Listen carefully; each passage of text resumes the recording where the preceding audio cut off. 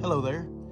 It is April the 16th, 2025, and this is today's Bible reading. I'll be reading from the book of Romans, chapter number 8, and we'll go through about verse number 18. Tune in a little bit later today, and we'll have your truth for today from this passage. Romans 8, beginning of verse 1, Paul speaking says, "There is therefore now no condemnation to those who are in Christ Jesus, who do not walk according to the flesh, but according to the Spirit. For the law of the Spirit of life in Christ Jesus has made me free from the law of sin and death. For what the law could not do, in that it was weak through the flesh, God did by sending his own Son in the likeness of sinful flesh on account of sin. He condemned sin in the flesh, that the righteous requirement of the law might be fulfilled in us who do not walk according to the flesh, but according to the Spirit.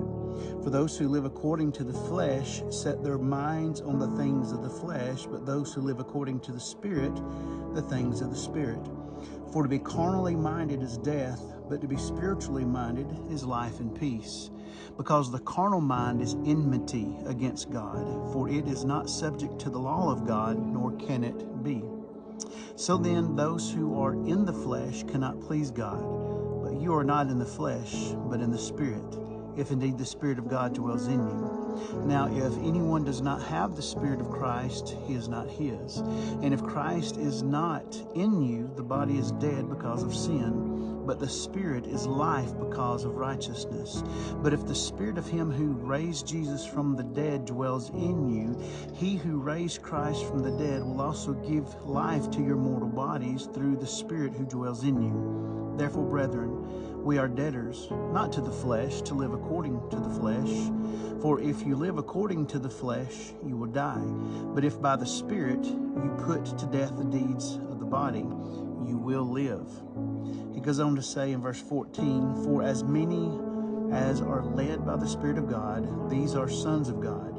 For you did not receive the spirit of bondage again to fear, but you received the Spirit of adoption, by whom we cry out, Abba, Father."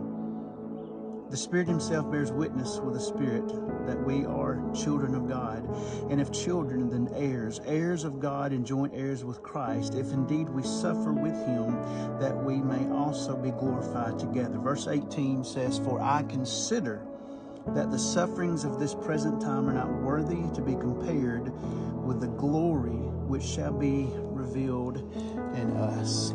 That is our Bible reading for today. I hope it blesses you, and we'll hope to see you next time.